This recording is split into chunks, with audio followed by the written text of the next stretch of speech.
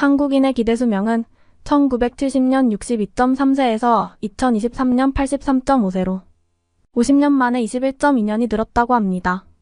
이 같은 증가는 단연코 세계에서 최고라고 하는데요. 지금처럼만 기대 수명이 늘어난다면 50년 뒤 한국은 세계에서 가장 으뜸가는 장수 국가가 될 수 있다고 합니다. 그리고 이러한 한국인들의 건강한 모습을 가장 잘 알 수 있는 곳이 산이라고 생각하는데요. 오늘 소개해드릴 사연은 한국의 산을 오른 후 한국인들의 모습 때문에 충격을 받았다는 일본 여성의 경험담입니다. 과연 그녀에게는 무슨 일이 있었던 걸까요?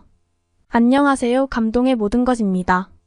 저희는 해외 커뮤니티 레딧과 감동의 모든 것 공식 이메일로 제보받은 실제 사연을 바탕으로 재구성한 스토리를 전달해 드립니다. 구독과 좋아요, 공유, 알림 설정은 영상 제작에 큰 힘이 됩니다. 영상의 중간 광고 없이 모두 무료로 진행되니 끝까지 시청 부탁드립니다. 그럼 본격적으로 함께 살펴보겠습니다. 일본 여성의 사연입니다. 안녕하세요. 제 이름은 사쿠라입니다. 일본에 살다가 한국에 온 지는 1년이 조금 넘었고 교환학생으로 현재 서울에 위치한 대학에 다니며 공부하는 중이에요.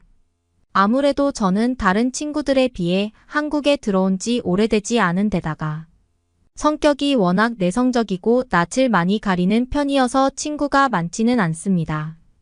학교 수업과 아르바이트 외에는 바깥에 나가는 일도 거의 없었고요. 그러다 보니 매일 같은 일과만 반복하기 일쑤였고 어느 순간부터인가 적적함을 깰 수 있는 취미 하나 정도는 갖고 싶어지더라고요. 어느 날 같은 교양 수업을 듣는 한국인 친구가 운동을 가르쳐 주겠다며 자신이 주말마다 일하는 센터에서 운동을 알려주었는데 너무 재미있는 거 있죠? 땀을 흘리는 것과 몸을 이용해 목표를 달성하는 것들이 매우 알차고 보람되게 느껴져서 그때부터 규칙적으로 운동을 다니게 되었습니다. 처음엔 헬스와 필라테스를 병행했어요. 가끔은 테니스도 치고요. 그런데 한 장소에서 계속 몸을 움직이는 게 시간이 지나면 지날수록 답답해지더라고요. 몸을 더 활동적으로 움직일 수 있는 운동이 필요했어요. 하지만 뭘 해야 할지 쉽게 결정하지 못하던 어느 날 한국의 지하철에는 가끔씩 산이라고 이름 붙여진 역이 있더라고요. 실수로 잠든 바람에 한참이나 지나쳐온 열차 안에서 산 이름이 붙은 역을 보고 그래 산을 한번 올라보면 되겠다라는 생각이 문득 들었습니다. 자주는 아니었지만 일본에서도 가끔 산을 올랐고 친구들과 놀러 갈 때도 대부분 바다보다는 숲으로 놀러가 별장 내부나 부근에서만 놀았기 때문에 그런 환경에는 익숙했어요. 이건 좀 뜬금없지만 한국은 의외로 젊은 사람들이 산을 별로 안 가더라고요. 놀러 가는 친구들 대부분이 바다가 있는 지역으로 여행을 가거나 하는 걸 보면요. 아무튼 쉬는 날 꼭 산에 올라보아야겠다고 다짐한 뒤 며칠이 지나 저는 한국에서 첫 산행을 도전하게 되었습니다. 전문적인 장비나 옷이 따로 있는 건 아니었기에 최대한 편하게 입고 갔어요. 산을 가면서 느낀 점은 한국은 산으로 가는 길까지 교통편이 매우 잘 마련되어 있다는 것이었는데요. 차로 한참 들어가야 하는 고향과는 달리 한국은 버스나 지하철에서 내려 조금만 걸으면 산 입구라서 길을 헤매지도 않고 찾기도 편했어요.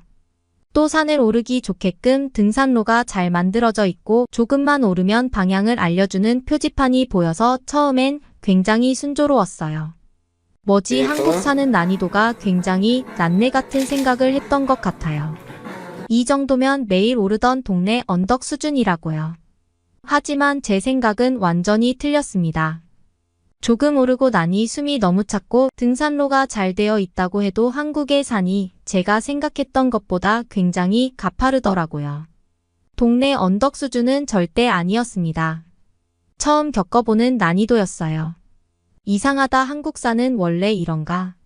내가 온 이 산이 특히나 높은 경우일까?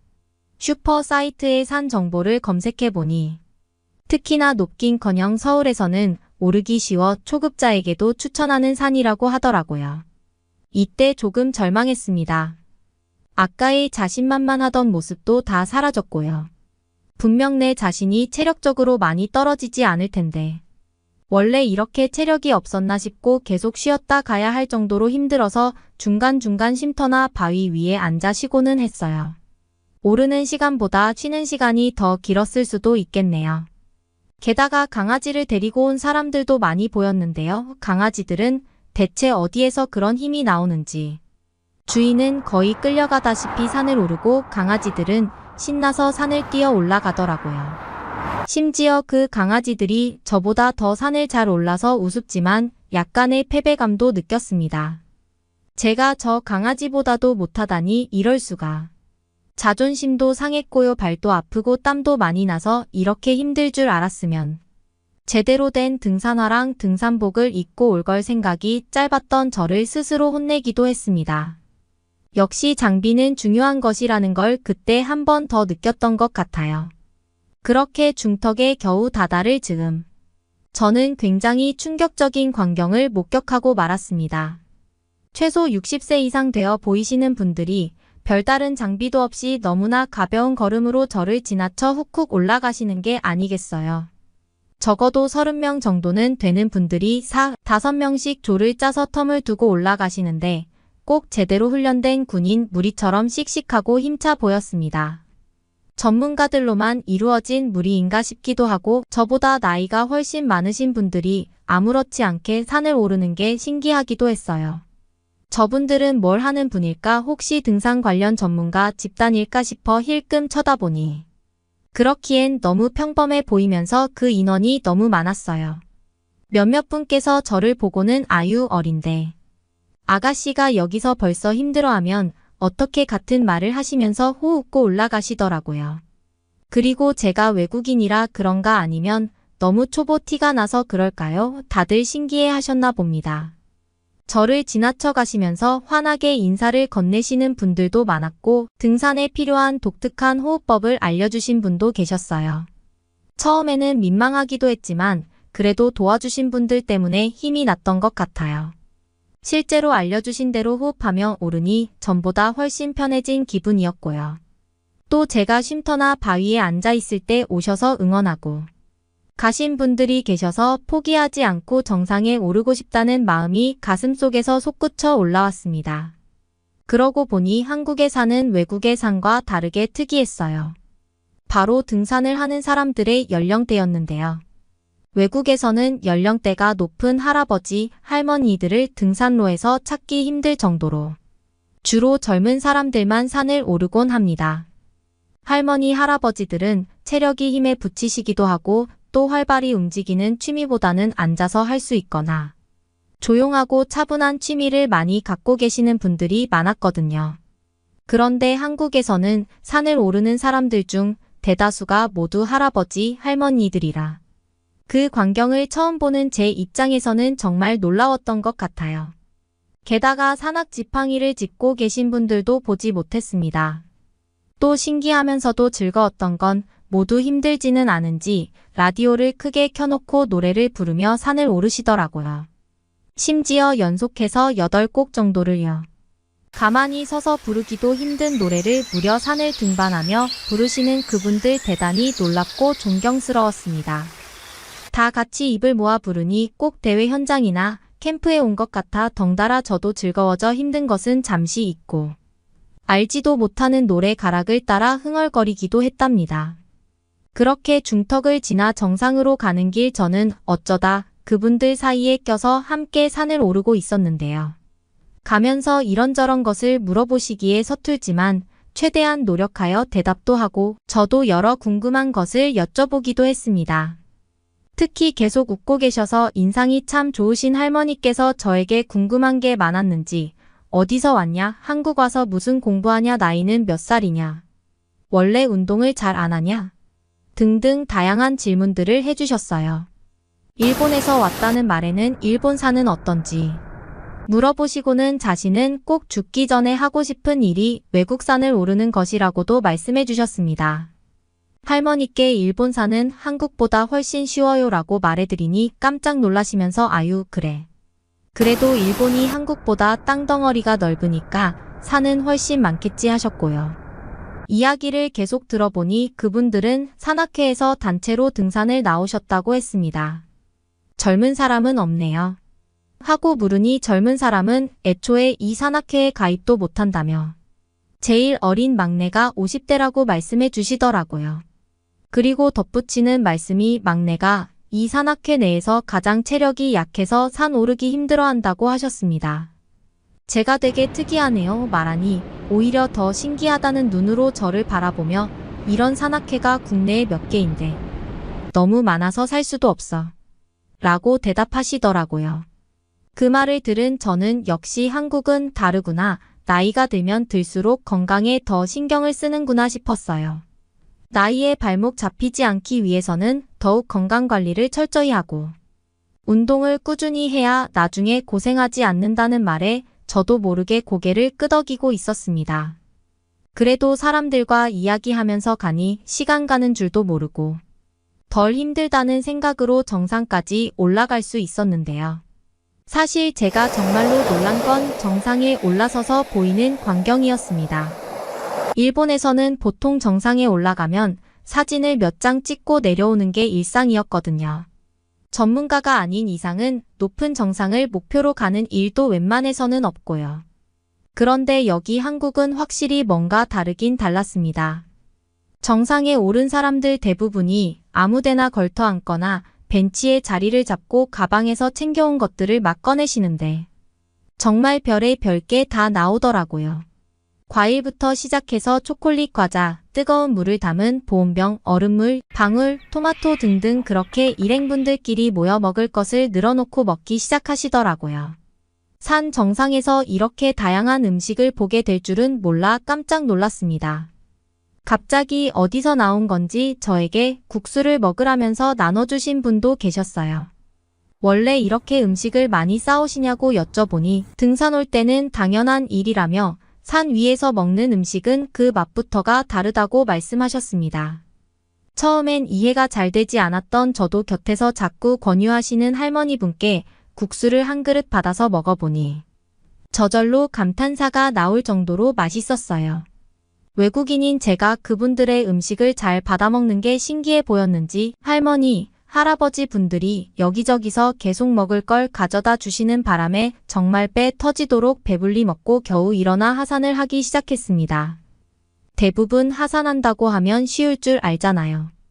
그런데 제 경우에는 굉장히 어려웠습니다. 어쩌면 오르는 것보다 더요. 아직 날이 어두워지지 않았지만 어두워지기 전에 빨리 내려가야 하니 걸음은 빨라지는데 길도 왔던 길과 다르고 오를 때보다 내려갈 때 더 중심을 잡기가 어려웠습니다. 같이 올라왔던 산악회 할머니, 할아버지 분들의 도움을 얻어 무사히 산을 내려왔습니다. 혼자 다니면 위험할 수 있으니 맛 맞는 친구 좀 데려와 같이 다녀보라며 여기 말고도 경치가 끝내준다는 서울의 산 몇 개를 알려주시고는 처음처럼 씩씩하고 당찬 걸음으로 사라지신 산악회 분들. 사실 그분들이 없었다면 저는 정상까지 오르지 못했을 것 같아요. 또 한국의 산이 일본의 산이랑 비슷한 환경인 줄만 알고 살았을 테고 이렇게 나이가 있으신데도 산을 훌쩍 오를 만큼 건강한 할머니, 할아버지 분들이 아주 많다는 것도 몰랐을 테고요. 또 제가 외국인이라 더 신경 써주셨을지도 모르겠지만 산행하며 들려주신 이야기들과 정상에서 나눠 먹은 간식거리들 덕분에 첫 산행이었음에도 불구하고 색다르고 재미있는 인상 깊은 경험을 할 수 있게 되어서 너무 감사했습니다. 이 이야기를 같은 수업을 듣는 한국인 대학 친구에게 이야기해 주니까 깔깔 웃으면서 너무 재미있었겠다고 하더라고요. 본인도 가끔 가족과 산을 가는데 아무리 연세가 있으신 부모님이어도 자기보다 건강하고 체력도 좋아 가끔 배신감을 느꼈다는 이야기도 들었고요. 또 이 이야기를 다른 외국인 친구들에게 해주니 친구들은 눈을 동그랗게 뜨며 대체 그런 경험을 왜 혼자서만 했냐고 한국 사람들은 너무 신기하다며 다음부터는 꼭 자기들과 함께 같이 가보자고 난리가 났었습니다. 이렇게 한국에서의 첫 등산이 무사히 끝났는데요. 그 이후로 산을 타는 게 힘들면서도 그만큼 즐겁게 느껴져서 등산화와 등산 가방을 사서 이전보다는 조금 더 제대로 산에 다니는 중입니다. 이제는 산악회 어르신들처럼 가방 안에 간식도 넣고 보온병도 가지고 다니며 정상에서 컵라면을 풍경과 함께 즐기기도 해요. 그럴 때마다 그때 생각이 납니다. 다행히 지금은 강아지보다는 산을 더 잘 오르게 되었고요. 한국이라는 나라는 참 신기한 것 같습니다. 특히 낯선 사람이나 모르는 사람들을 엄청 배려해주고 아낌없이 베풀어주니 저도 꼭 처음 본 사람이 아니고 오랫동안 알고 지낸 사람처럼 느껴져서 정겨운 느낌이 들었습니다. 이래서 사람들이 한국을 쉽게 떠나지 못하거나 떠나도 그리워하고 다시 찾는 것 같아요.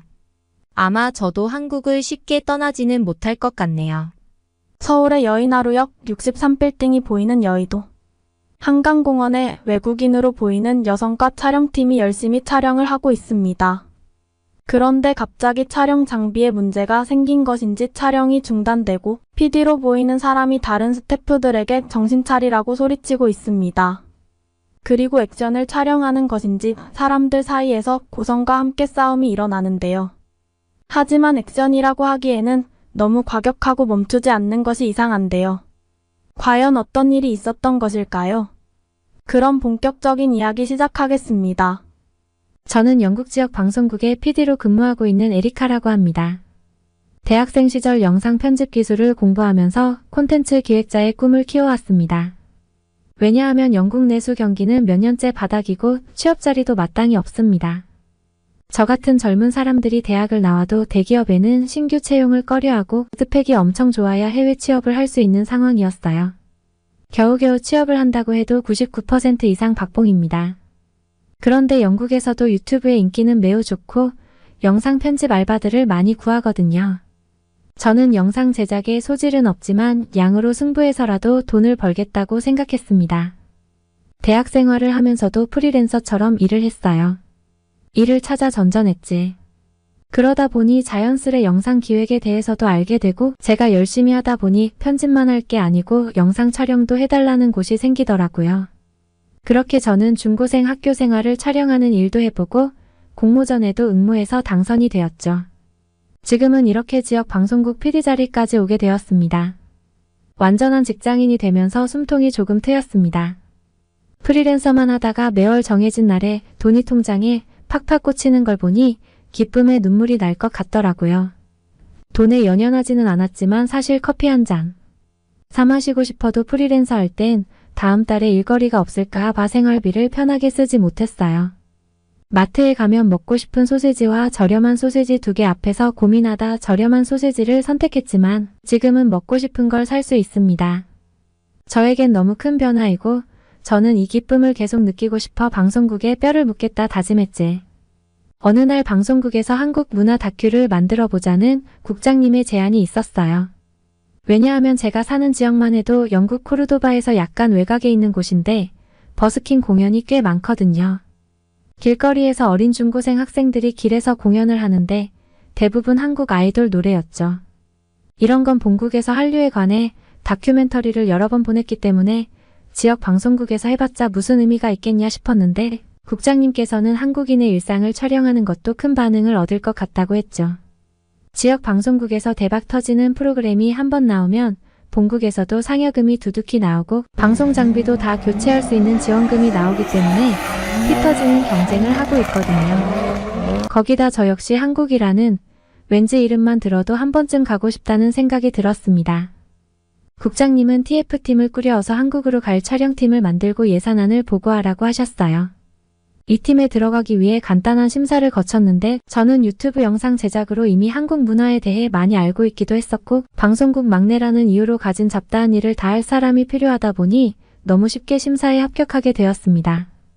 한국행 일정이 잡혀지면서 일상의 어떤 모습을 위주로 촬영할지 영상 기획에 대한 회의가 밤낮으로 이어졌었습니다. 은밀히 방문할 한국의 유명한 가게, 학생들이 다니는 댄스 학원, 그리고 홍대 거리 등 효율적인 이동 동선을 짰고 인터뷰, 섭외, 숙소 예약 등 꼼꼼하게 준비했습니다. 드디어 고대하던 한국행 비행기 탔습니다. 영국에서 한국까지는 장장 40시간 걸립니다. 사실 비행기 안에서도 노트북을 켜고 예정된 스케줄들을 한 번 더 체크하려고 했지만 그동안 너무 달려와서 그런지 비행기에 앉자마자 자버렸습니다. 기내식도 2번이나 패스하면서 그간 쌓인 피로를 풀었습니다. 실컷 자도 도착하려면 하루가 넘게 남다 보니 저는 기내에서 제공되는 영화 중에 한국 영화를 켰습니다. 영화 내용보다 한국의 배경에 더 집중하면서 차별 있는 영상을 만들고 싶었어요. 한국에 도착하고 나서 우리 촬영팀은 모두들 한국의 발전된 모습에 참 놀랍습니다. 어째서인지 한국이 영국은 물론 미국보다 훨씬 선진국처럼 느껴졌다는 사실입니다. 제가 해외 경험은 없어서 다른 공항들과 비교를 할 수는 없었지만 예상치 못할 정도의 선진 문화를 가지고 있었어요. 너무나 신기했던 것은 공항에 있는 비행기 탑승을 대기하고 있던 공항 대기실이었습니다. 그곳에는 엄청난 고가의 대형 TV가 설치되어 있었고 심지어는 대기 통로 바로 옆으로 아이들이 자유롭게 뛰어놀 수 있는 고급 놀이시설마저 있었기 때문인데요. 나중에 알고 보니 그곳은 키즈 카페라는 곳이었습니다. 비행기 탑승을 기다리는 한국인 부모들은 편하게 공항에서 TV를 보거나 컴퓨터를 이용하고 있는 거였습니다. 영국에서는 상상도 못할 일입니다. 같이 온 촬영팀 동료가 휴대폰으로 정보를 찾아보니 인천공항이 무려 선진국 공항 순위 1위에 있다는 충격적인 화면을 보여줬습니다. 공항을 빠져나와 우리 촬영팀은 공항철도를 이용해서 숙소가 있는 용산의 한 호텔로 가야 했습니다. 촬영팀은 한국의 일상 중 지하철 타는 것을 촬영하는 부분이 있어서 우리는 바로 소형 카메라를 들고 한국 지하철을 처음 타는 브이로그를 촬영하는 컨셉으로 업무를 시작했습니다. 지하철 노선도를 보고 표를 사는 과정을 촬영하는데 놀랍게도 한국은 지하철로 많은 도시로 이동이 가능하고 가격도 저렴하다는 것을 발견했습니다. 지하철을 타기 위해 계단으로 내려간 순간 우리는 눈앞에 펼쳐진 상황에 당황했습니다. 마치 자판기처럼 생긴 엄청나게 큰 기계에 책을 빌릴 수 있었거든요. 우리는 무인 대여 기계에서 책을 빌리는 모습을 열심히 촬영했습니다. 검색해보니 한국에서는 이러한 시설을 스마트 도서관이라고 부르고 있었어요. 책을 빌릴 때 신용카드로 결제해서 빌리고 책을 다시 반납하면 결제된 금액 중 일부를 돌려준다는 내용도 있었어요. 심지어 책을 빌린 지하철역이 아닌 다른 지하철역으로 가서도 반납이 된다고 적혀 있었죠. 영국에서는 노상에서 잡지를 파는 서점들이나 편의점마저도 하루가 멀다 하고 도난이 발생하는데 한국의 디지털 인프라 발달뿐만 아니라 시민의식도 상당히 발달해 있었던 거죠. 저는 곧바로 한국의 스마트 도서관을 동영상으로 찍어 국장님께 이런 시설에 대해 촬영하고 있다고 보고드렸고 국장님은 어떻게 이런 시스템이 가능하냐면서 신용카드 결제를 직접 하는 부분까지 촬영을 하라고 하셨습니다. 우리의 충격은 거기서 끝나지 않았죠. 지하철을 타고 외국인 인터뷰 컨셉으로 촬영을 하고 있는데 아까부터 선반 위에 가방 하나가 방치되어 있었어요. 저는 가방이 계속 신경 쓰여 카메라에 계속 담았죠. 하지만 20분이 지나도 가방은 그대로 있는 거였어요. 그 가방이 놓여있는 자리 아래 많은 승객들이 타고 내리며 바뀌고 있었고 주인은 분명히 저 가방을 잃어버리고 그냥 내린 것 같았거든요. 그 가방을 더 지켜볼 수 없었던 저는 선배에게 저 가방이 어떻게 되는지 궁금하다고 했어요. 성격이 활발하고 넉살이 좋았던 선배는 앞자리에 있는 한국 여성분에게 번역기 앱을 써가며 우리의 인터뷰 취지를 설명하고 저 가방이 어떻게 되는 건지 인터뷰해 줄 수 있겠냐고 물었더니 고맙게도 한국 여자분은 흔쾌히 응해 주었어요. 그리고 여자분의 말씀을 듣고 우리는 놀라지 않을 수 없었어요. 한국 사람은 무거울 때뿐만 아니라 지하철에 사람이 많아 붐비면 가방을 선반에 두고 내릴 때 가져간다고 했어요. 그리고 선반에 있는 가방은 주인이 아니고는 아무도 가져가지 않는다는 믿기지 않는 말을 하더라고요. 혹여 주인이 깜빡 잊고 가져가지 않는다면 어떻게 되는 거냐고 물었더니 그녀는 지하철이 종료될 때 분실물 센터에 입고될 것이고 가방 안에 주인의 인적사항을 확인할 수 있는 것이 있다면 주인은 쉽게 가방을 찾아갈 수 있다고 했어요.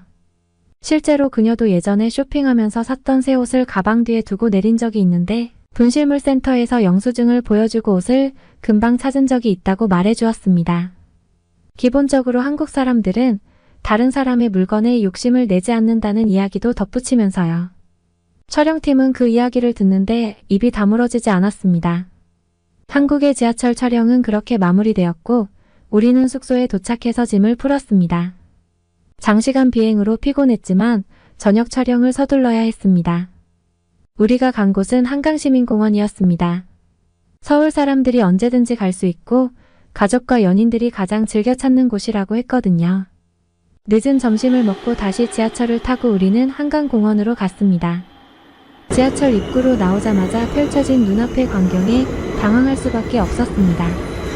놀랍게도 그곳에는 한눈에 봐도 엄청나게 넓은 강이 아름답게 흐르고 있었고 강 주위로 근처로 다양한 녹지 공간과 운동시설까지 자리 잡고 있었어요. 수많은 한국인들이 돗자리를 펴고 작은 테이블을 놓고 책을 읽거나 맛있는 음식을 먹기도 했어요. 찾아보니 근처에 이렇게 피크닉 세트를 대여해주는 곳도 있었더라고요. 한강공원은 뭐랄까 서울의 밤을 책임지는 곳이란 생각이 들었어요. 선선한 저녁이 되니 자전거를 타거나 러닝을 즐기는 등 운동 나온 한국 사람들로 가득했었어요. 한편에는 한국에서 인기가 많다는 라면을 먹는 사람도 있고 캔맥주를 즐기기도 했어요. 촬영팀은 이런 한강공원의 저녁 풍경에 깜짝 놀랐습니다. 한국을 제외한 대부분의 나라는 늦은 밤이 되면 아무리 가로질러 가는 길이라고 해도 공원을 피해 돌아가는 것이 당연한 거거든요. 공원 내 강도나 폭행이 일어나는 건 다반사입니다. 한국인들이 늦은 밤과 새벽에 공원을 피하기는커녕 공원에서 운동하고 음악을 듣는 모습, 심지어 가벼운 음주를 하는 모습에 정말 한국의 치안과 인프라는 세계 최고의 수준임을 알게 되었습니다. 저는 한국에 오기 전 자료 수집하면서 한강의 모습을 이미 봤었는데요. 밤에 한강 주변으로 야간 라이딩을 하는 사진을 본 적이 있었습니다. 저는 그것이 100%로 설정한 사진이지 실제 있는 일은 아니라고 생각했습니다. 영국의 경우 밤은 당연하고 낮에도 여성이 혼자 강변을 따라 자전거를 타는 것은 상상도 못할 일이에요. 심지어 영국의 공원에서 버스를 기다리다가 강도를 만나는 일도 종종 있을 정도거든요. 촬영팀은 한강공원 내에 있는 매점과 푸드트럭을 촬영하면서 우리도 이제 촬영을 끝내고 돗자리를 빌려 한강에 앉아서 간식을 먹자고 했습니다. 여독이 채 가시지도 않은 몸을 이끌고 하루 종일 강행군을 했더니 입안도 헐고 몸이 무거웠습니다. 그래서 한강 한켠에 자리 잡아 멋진 야경과 한국 사람들의 여유를 함께 느껴보았답니다. 한국은 너무나 행복한 곳이에요. 제가 앉은 자리의 맞은편에 나무 아래 돗자리를 핀 커플이 있었는데 돗자리 위에 담요와 가방을 놓고 배달 음식을 받으러 가더라고요. 오늘 아침만 해도 저 모습을 보았다면 상상도 못할 일이었을 겁니다. 개인 물건을 공원에 두고 간다는 건 내 물건을 가져가라는 뜻인데 한국에서는 저 물건이 안전하다는 걸 알았거든요. 우리 팀은 보름 동안 한국에서 촬영을 잘 마쳤고 단 한 건의 사건, 사고도 없이 마무리되었어요. 영상을 제작하며 그 중간에 저희가 겪은 한국에서의 일들을 끼워 넣을 생각입니다. 믿지 못할 한국의 취향과 시민들의 의식 수준, 한국이라는 나라를 알게 되어 참 뿌듯합니다. 제가 들려드릴 이야기는 여기까지입니다. 에리카 씨의 한국 방문기 재미있게 들었습니다. 이번에는 일 때문에 한국에 오셨지만 다음엔 친구들과 한국에 놀러 온다면 한 번쯤은 밤에 한강에 와서 한국 사람들처럼 치킨과 맥주를 해보시는 건 어떨까요? 오늘의 사연은 여기까지입니다. 다음에도 한국에 놀러 오셨으면 좋겠네요. 응원이나 남기고 싶은 말이 있으시면 댓글로 남겨주세요. 사연자분께 전달해 드리겠습니다. 저희 감동의 모든 것은 실제 사연 제보를 받고 있습니다. 채택되신 분께는 선물도 드리고 있습니다. 저희의 사연이 여러분의 하루에 작은 힘이 될 수 있었으면 좋겠습니다. 지금까지 한국의 감동적인 이야기를 전해드리는 감동의 모든 것이었습니다. 구독과 좋아요를 눌러주시면 영상 제작에 큰 힘이 됩니다. 감동적인 사연을 주변 사람들에게 공유하고 함께 이야기 나눠보세요. 끝까지 시청해주셔서 감사합니다. 더욱더 좋은 영상으로 찾아뵙겠습니다.